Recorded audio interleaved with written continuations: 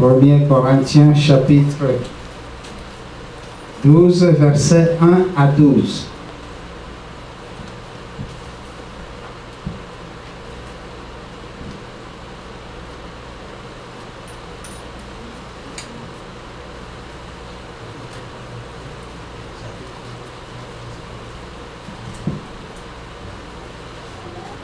On a prié pour la parole? Oui? Ok. Quelqu'un qui a trouvé tel livre?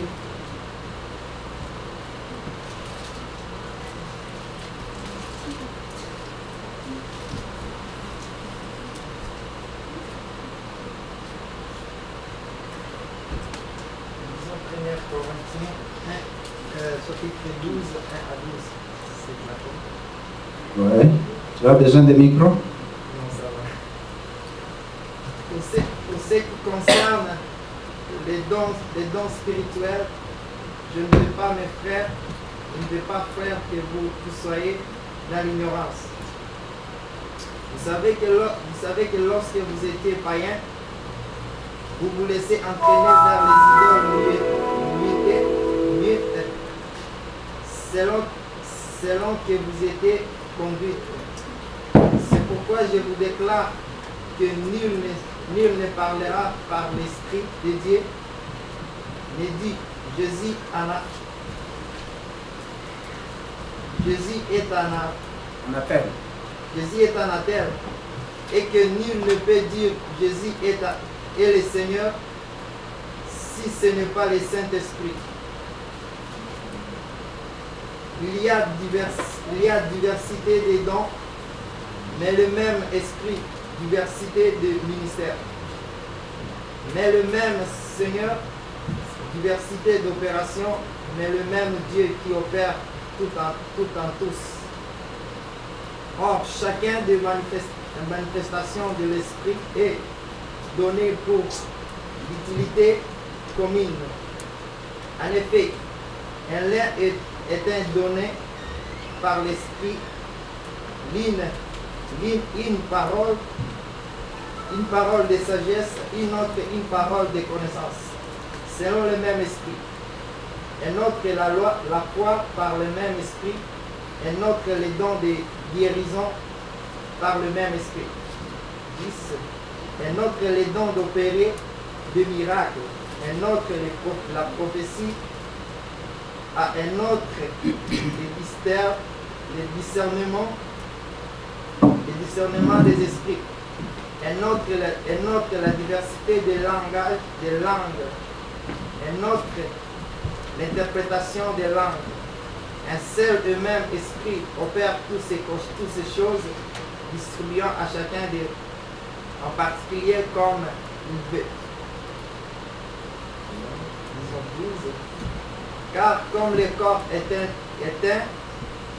à plusieurs membres, et comme tous les membres du corps, malgré leur nombre de formes, qu'un seul corps, ainsi en est-il Christ.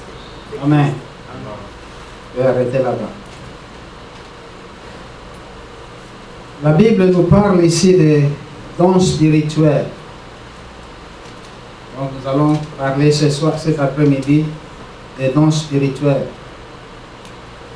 Les dons spirituels sont différents des dons physiques, bien dons naturels qu'on appelle les talents. Papa Jimmy, il est musicien, il joue à la guitare. Benjamin, il joue à la batterie. Ce sont des talents. En dehors des talents, il y a les dons que Dieu donne, dons spirituels. C'est avec les dons spirituels que tu peux déterminer les choses spirituelles. Notamment, je vais corriger un peu là-bas. Quand on dit prions, on ne peut pas demander aux gens de fermer les yeux spirituels. Quand on dit prions. Quand on prie, on ferme les yeux physiques, on ouvre les yeux spirituels. Parce que si je veux fermer les yeux spirituels, je ne vais rien entendre de spirituel, je ne vais rien voir de spirituel. C'est très malheureux d'être aveugle spirituel. On ne voit rien de spirituel. Donc, tout est bleu dans le spirituel. Alors c'est pour cela, quand on dit prions, on ferme les yeux physiques, pas les yeux spirituels. Les yeux spirituels doivent rester ouverts pour voir s'il y a un démon quelque part, tu vas voir la manifestation. Alors Paul parle à l'église de Corinthe. Il parle de dons spirituels. Et les dons spirituels, c'est très important dans l'église aujourd'hui. Pourquoi cela? Parce que beaucoup de gens sont manipulés. Beaucoup de gens sont mentis. On les trompe. En utilisant quoi? En utilisant mal le don spirituel. Et ça, c'est un chapitre qui est trop vaste. J'en ai peut-être 4 chapitres là-dedans. Je ne vais pas parler. Je vais vraiment être bref aujourd'hui. Peut-être l'autre fois, je vais aller dans le détail parce qu'il y a beaucoup de catégories des dons spirituels. Et l'objectif de cela dans l'Église, c'est que chacun de nous puisse apprendre à connaître c'est quoi le don que tu as dans ta vie et à utiliser ces dons pour la gloire de Dieu et non pas pour ton orgueil toi-même. C'est pour cela que le verset 7, frère Laure, tu peux relire le verset 7. Qu'est-ce que ça dit?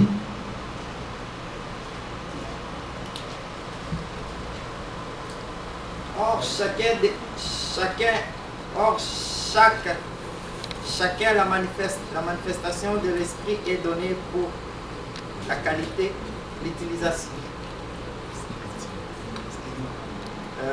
Je vais recommencer. Or, à chacun la manifestation de l'esprit est donnée pour l'utilité commune. À chacun, la manifestation de l'esprit est donnée pour l'utilité commune. À chacun, la manifestation de l'esprit est donnée pour l'utilité commune. Et le verset 8, ça dit en effet, à l'un est donné par l'esprit la parole de sagesse, à un autre une parole de connaissance selon le même esprit, à un autre la foi par le même esprit, à un autre le don de guérison par le même esprit, à un autre le don d'opérer des miracles, à un autre la prophétie, à un autre le discernement des esprits, à un autre diverses sortes de langues, à un autre l'interprétation de ces langues. Un seul et même esprit opère toutes ces choses, les distribuant à chacun en particulier comme il veut. Qu'est-ce que cela veut dire? Cela veut dire que, si vous faites, allez voir. Okay? Cela veut dire quoi? Cela veut dire que dans l'Église, l'Esprit agit. C'est l'Esprit qui donne à l'Église la capacité de fonctionner. Ce n'est pas le pasteur, ce n'est pas l'évangéliste, ce n'est pas les choristes, ce n'est pas les diacres, ce n'est pas les anciens. C'est l'Esprit de Dieu qui donne à l'Église la puissance d'avancer, d'aller de l'avant, d'opérer. Ce que cela veut dire que toi en particulier, tu dois avoir une façon dans laquelle l'Esprit de Dieu t'utilise pour le bien de l'Église, pour faire avancer l'œuvre de Dieu. C'est pour cela que j'encourage tout le monde de savoir, de chercher à connaître c'est quoi les dons que l'Esprit a mis en moi. L'Esprit de Dieu ne va pas te donner un don à changer un coussin de chaise sur lequel tu vas t'asseoir. Non. Si l'Esprit te donne un don, tu dois utiliser ces dons, non pas pour ta propre,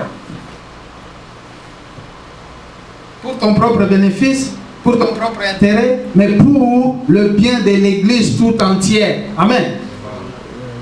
C'est ce que dit la Bible dans verset 7. Je vais répéter ce verset, parce que c'est le verset clé.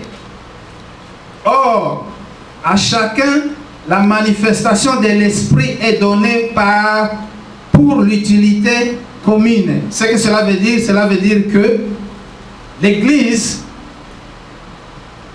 est un corps. Ça, on l'a toujours chanté. Et je vais continuer à le chanter parce que c'est la vérité.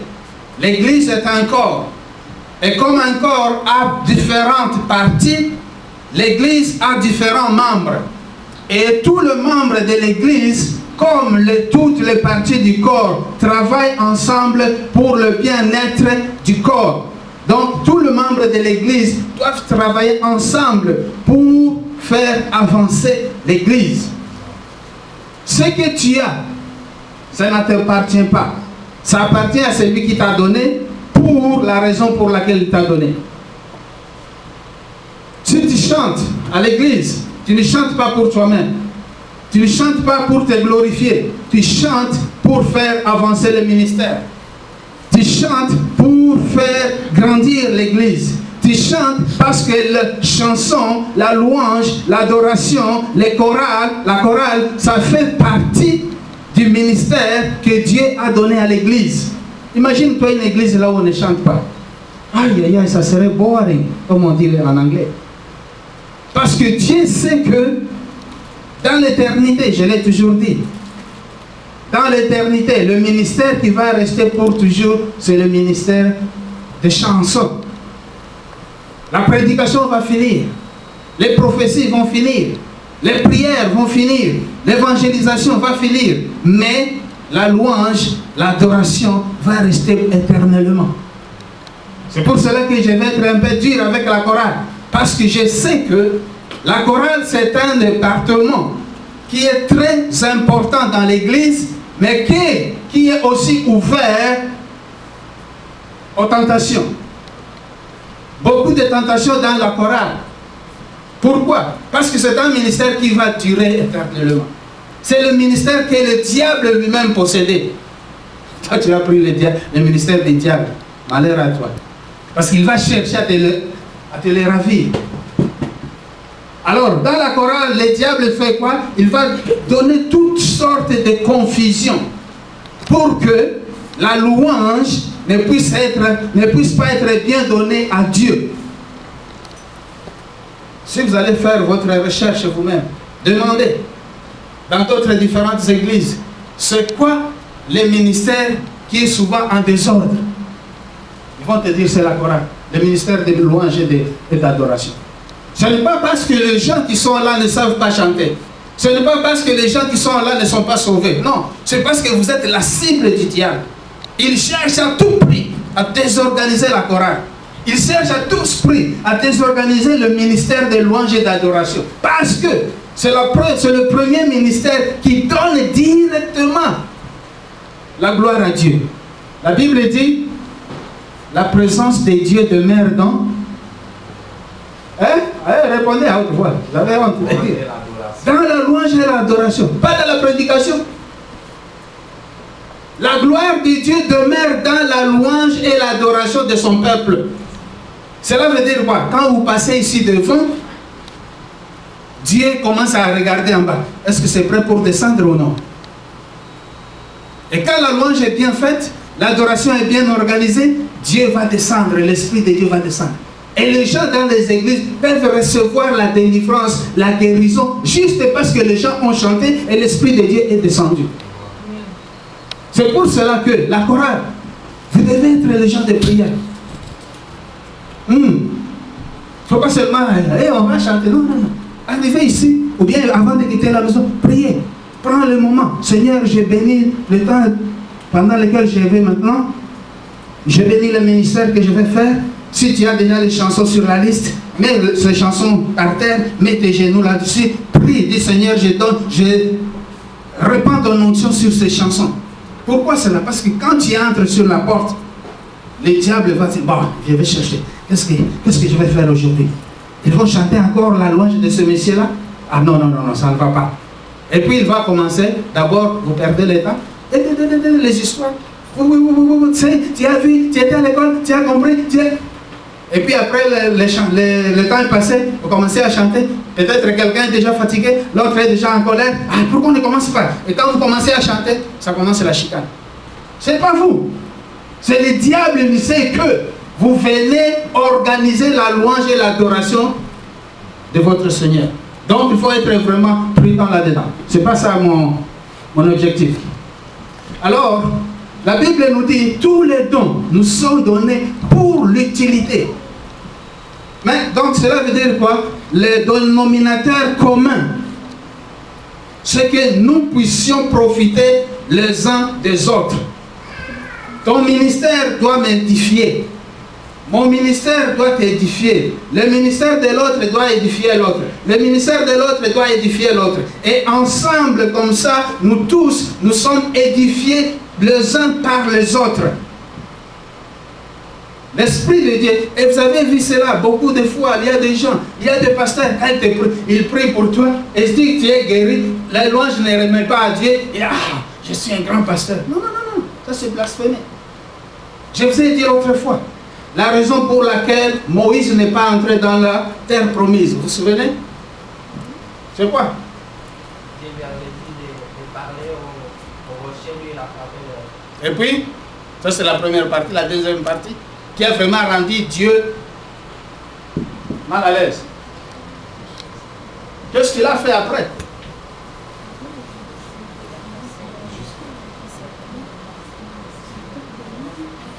Hein? Il a cassé les... Pourquoi? Pourquoi il a cassé les trucs? Il était fâché. Pourquoi? Qu'est-ce qu'il a dit quand il était fâché? Qu'est-ce qu'il a dit? Vas-y. Parce que c'est toujours nous qui vont donner.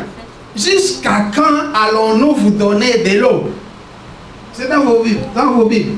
Jusqu'à quand allons-nous? Il a utilisé allons-nous.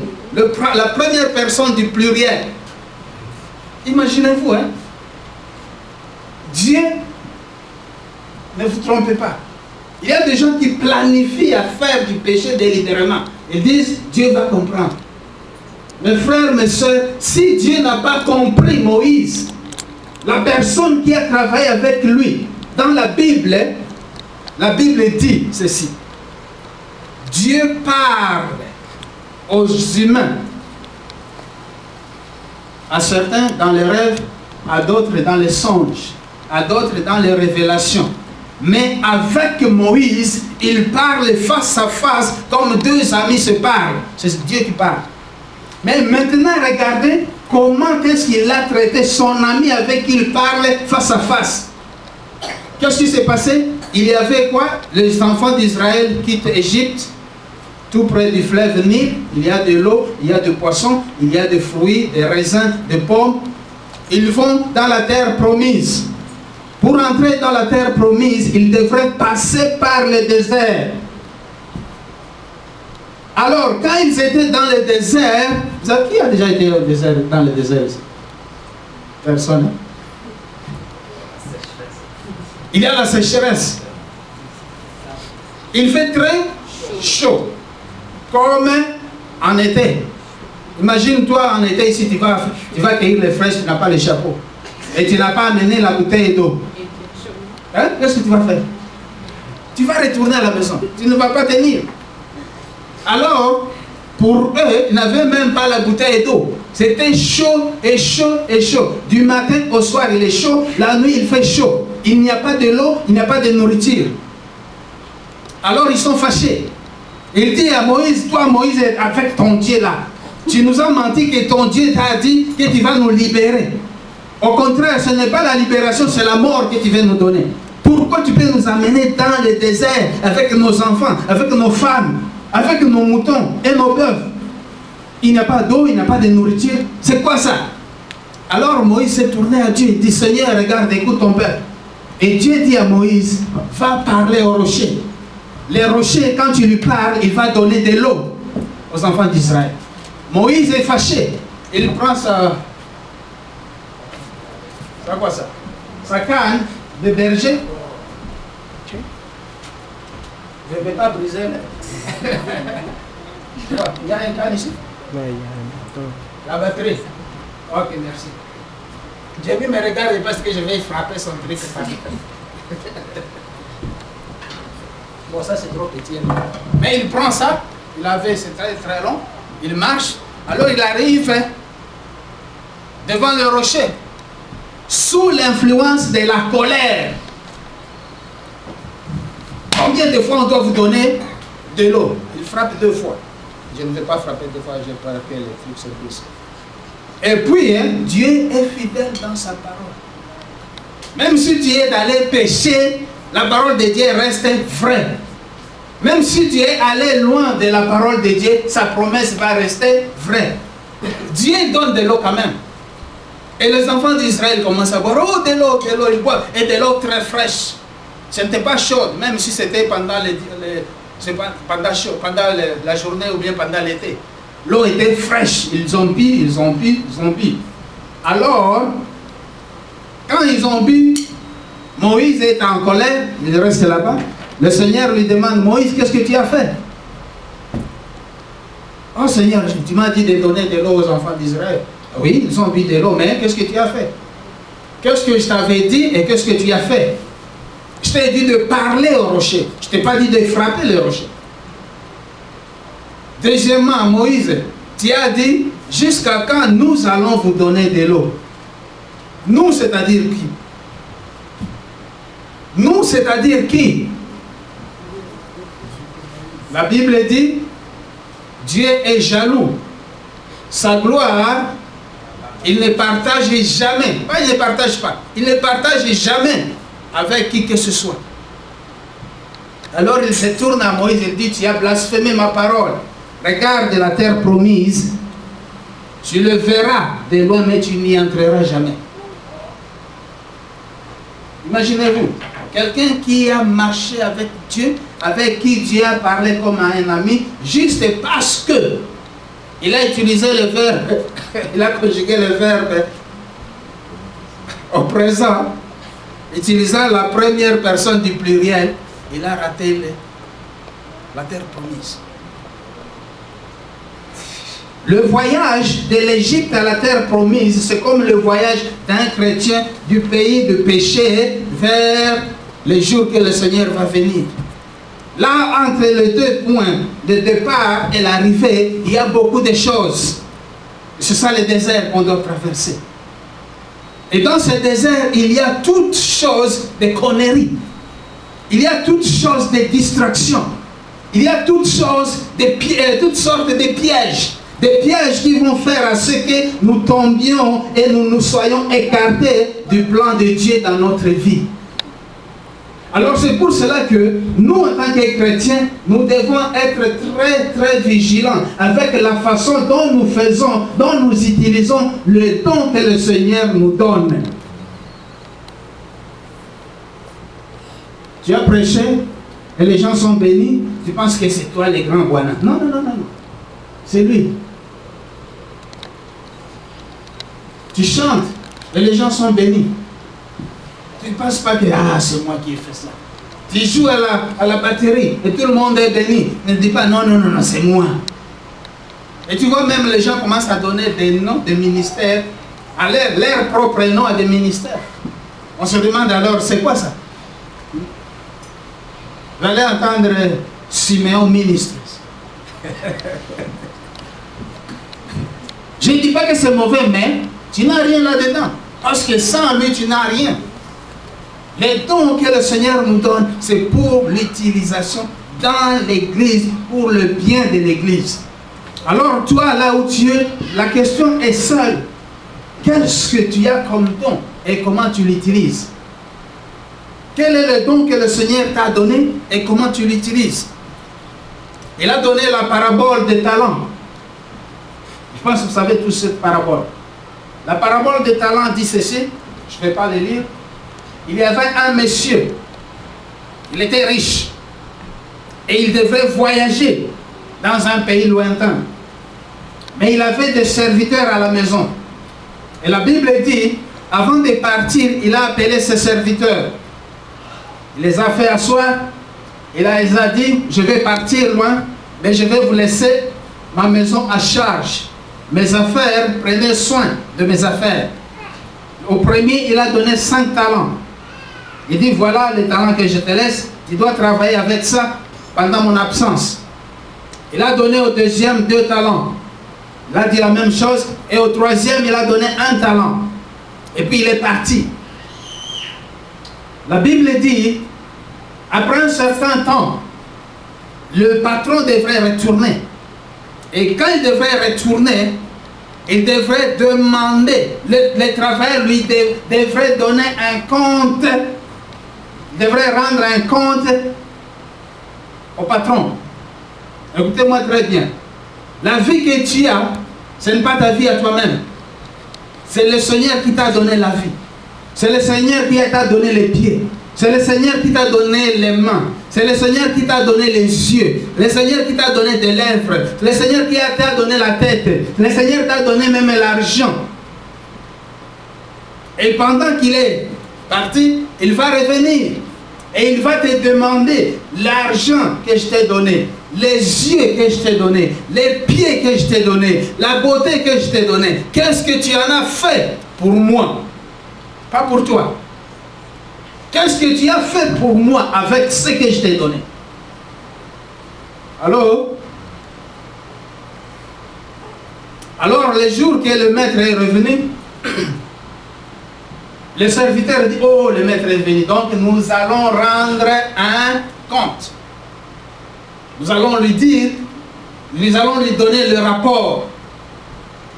Alors, le premier, la Bible nous dit, il s'est rapproché du maître. Il dit, maître, avant ton départ, tu m'avais donné 5. Je ne sais pas si c'est 5 dollars, ou bien c'est 5 euros, ou bien 5 dollars, je ne sais pas quoi. Tu m'as donné 5. Et regarde, mon maître, j'ai travaillé avec les 5 et j'ai gagné 5 autres. Alors voilà, mon maître, je te remets 10. Et le maître a dit, oh, merci toi, fidèle serviteur. Tu as été fidèle avec peu de choses, je te rendrai fidèle dans beaucoup de choses. Entre dans le royaume de ton maître qui t'a été préparé depuis le début de la terre. Le deuxième est passé avec le 2 qu'on lui avait donné. Il a dit la même chose. Maître, avant ton départ, tu m'as donné 2 dollars. Maintenant, j'en ai eu 2 autres. Regarde, maître, j'ai 4 dollars que je te donne. Le maître a dit la même chose. Merci, fidèle serviteur. Tu as été fidèle avec peu de choses, je te donnerai beaucoup. Entre dans le royaume de ton maître. Et finalement, celui qui avait reçu 1, il est venu. Qu'est-ce qu'il a dit? Qui connaît?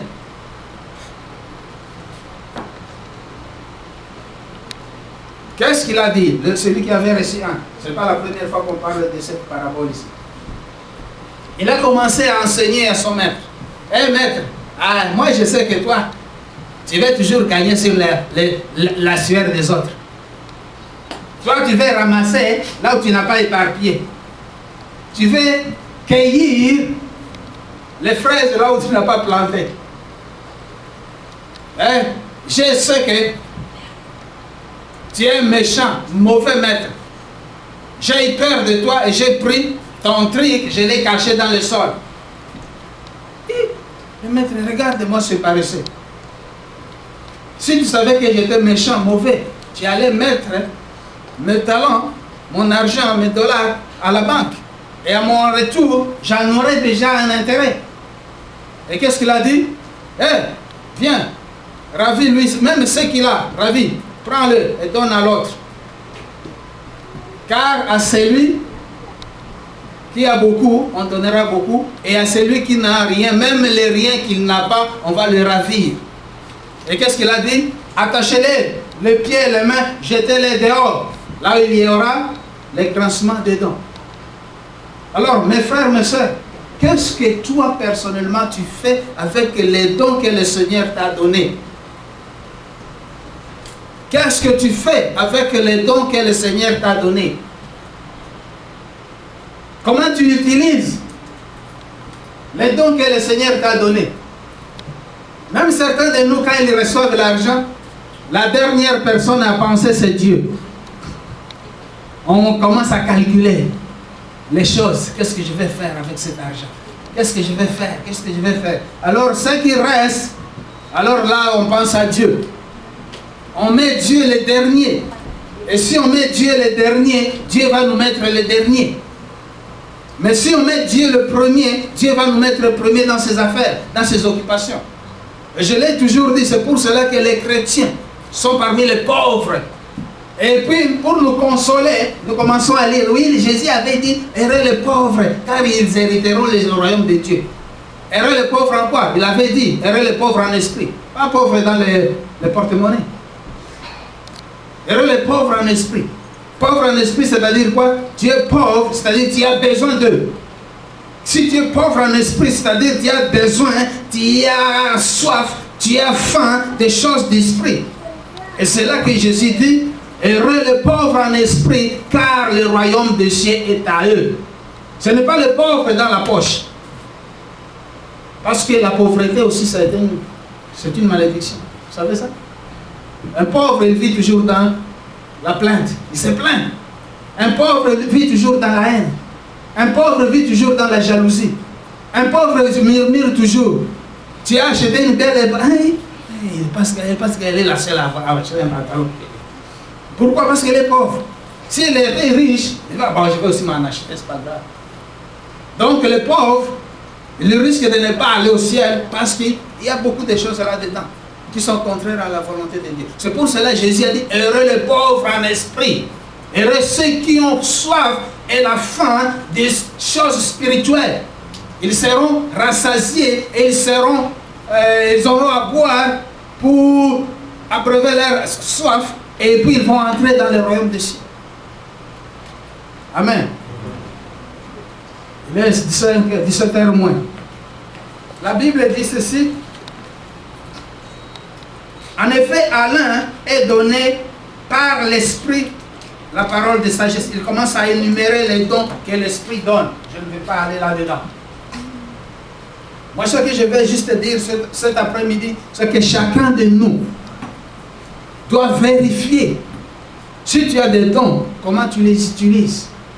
Et si tu n'en as pas, commence à les demander. Vous savez un verset, je pense que vous les connaissez, vous connaissez le verset. Jésus a dit ceci. Comme vous êtes des parents, il y a combien de parents ici?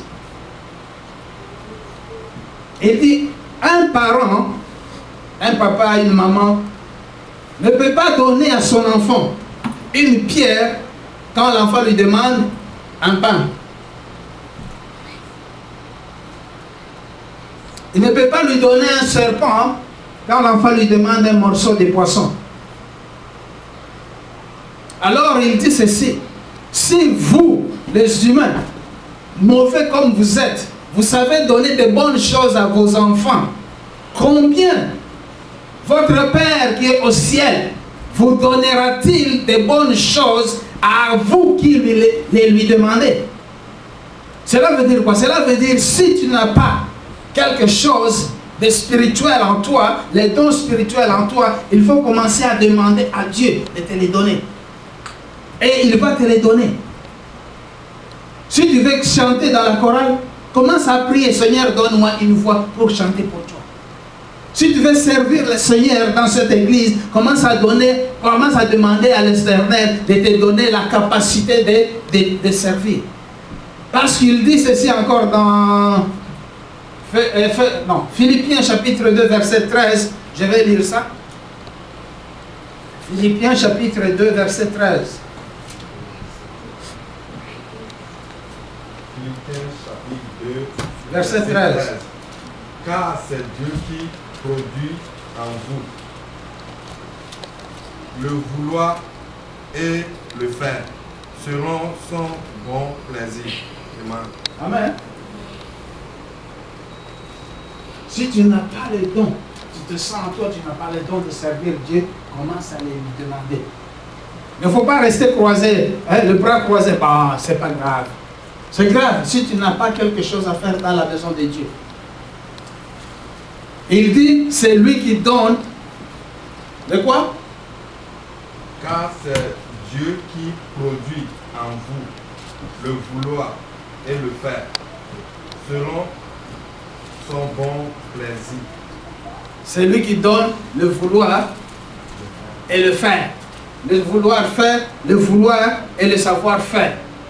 Pour son bon dessein. Pas pour toi, un dessein à toi. Pour lui, pour que son nom soit glorifié. Donc, si l'église aujourd'hui, on a besoin d'évangélistes. On a parlé d'évangélisation, d'évangélisation. Mais ça entrait sur l'oreille droite pour sortir à l'oreille gauche. Personne ne l'a fait. Alors, si toi tu sens que moi je vais le faire, mais je ne sais pas comment, demande-lui. Il va te donner comment faire l'évangélisation. Comment aller chercher des poissons. Parce qu'il a dit, vous serez des pêcheurs d'hommes. Nous allons commencer à pêcher les hommes. Alors si tu vas le faire, demande-lui, Seigneur, comment on le fait. Il va t'enseigner. Parce que le temps est court. Je vais finir par là. Le temps est court et nous sommes vraiment vers la fin des temps. Alors si nous sommes vers la fin des temps, ça dépend de ce que nous faisons. Parce que la Bible dit, après la mort, nos actes vont nous suivre. Nos actes vont nous suivre. Ce que nous avons fait du mal vont nous suivre pour nous condamner. Ce que nous avons fait du bien pour le Seigneur vont nous suivre pour être nos avocats. Qu'est-ce que l'avocat fait? Allô? Qu'est-ce que l'avocat fait? Hein? Et? Il défend qui? Devant qui? Devant les juges. Il défend son client devant les juges. Cela veut dire quoi? Tes œuvres que tu fais dans la vie vont être soit là pour te condamner ou bien pour te défendre. Si ce sont des bonnes œuvres que tu as fait pour le Seigneur, ça va te tenir devant le Seigneur qui est le juge et ça va commencer à plaider pour toi. Ça va plaider pas coupable, mais ça va plaider non coupable. Et quand tu es plaidé non coupable, dis, oh, entre dans le royaume de ton maître. Mais si tu es coupable, dis non, celui-là, on lui a donné ça, il n'a rien fait avec. On lui a donné ceci, il n'a rien fait avec. On lui a donné cela, il n'a rien fait avec. Alors on va dire, sors loin de moi, toi, on ne te connaît pas. Serviteur infidèle. Tu as été infidèle dans les petites choses et tu resteras infidèle même dans des grandes choses. Et on va dire, loin de moi, jetez-les dehors, là où il y aura grincement de dents et grande ténèbres. Donc nous avons encore le temps de raisonner, de penser sur le ministère que le Seigneur nous a donné. Il n'a pas donné au pasteur seul, il a donné à tout le monde. Nous sommes le corps du Christ. Et en tant que corps du Christ, nous devons travailler. Chacun de nous doit chercher. Il ne faut pas dire, moi je ne sais rien. Oh, moi je ne connais pas la langue. Dieu n'est pas français. Allô? Dieu n'est pas français ni francophone. Dieu ne parle pas Mina. Dieu ne parle pas Swahili. Dieu ne parle pas anglais. Il parle toutes les langues. Donc cela veut dire que si tu es ici, quelle que soit la langue que tu connais, Dieu merci, on a des interprètes partout là-bas. Si tu parles en Swahili, Laure va interpréter. Si tu parles en Mina, Théo va interpréter. Si tu parles en... c'est quoi la langue? Teke? Kaba. Si tu parles en Kaba, frère René va l'interpréter, sœur Justine, ainsi de suite. Donc, si tu parles... c'est quoi la langue? Chinois. Hein? Chinois? Qui va interpréter? Sœur Radika est là. Amen. Donc, il n'y a aucune raison de rester croisés, bras croisés. Vous croisez les bras, ah c'est Théo qui va faire ça. Croiser les bras, c'est Siméon qui va faire ça. Non. Par exemple, je vais donner un exemple. Nous avons beaucoup d'enfants ici. Et c'est toujours Siméon qui court derrière les enfants. Pourquoi? Donne-moi la réponse. Qui est incapable de s'élever et d'aller dire aux enfants, chut, chut. Qui? Mais, c'est pas mon affaire. C'est pas mon problème. C'est Siméon. Ça, c'est pour Siméon. Et quand Siméon va recevoir la couronne, Dieu va commencer à le bénir pour ce qu'il fait dans la maison de Dieu les gens vont commencer à il croit que c'est lui seul qui peut faire. Pourtant, quand il agissait, il travaillait, il servait son Dieu, tu étais là regardant comme ça. Amen. Donc, mes frères, mes soeurs, c'est le moment de s'élever et de travailler pour notre Dieu. Fais le peu que tu connais faire, fais-le avec tout ton cœur. Et le Seigneur va te bénir pour ça. Amen. Amen. On se lève, on va prier.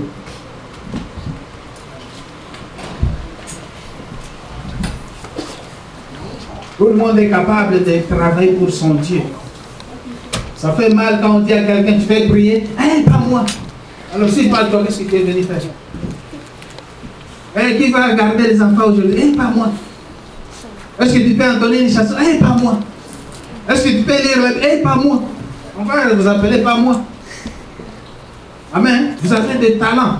Quelle que soit la langue que vous connaissez, Dieu nous a bénis avec diverses langues et nous avons des gens qui connaissent ces langues ici, qui peuvent interpréter.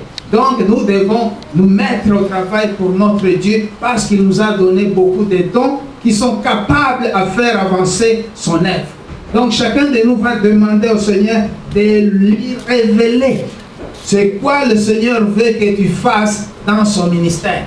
Qu'est-ce que le Dieu du ciel veut que tu puisses faire dans son œuvre. Et si tu te sens que tu es incapable, tu n'as pas assez de dons pour le faire, demande-lui. Parce que lui ne peut pas t'appeler et te refuser les dons qu'il a. Non. S'il t'a choisi, s'il t'a appelé, s'il t'a amené ici, il a un don qu'il prépare pour toi. C'est à toi-même de découvrir ce don et d'aller le lui demander. Il va te le donner. Prions au nom de Jésus-Christ.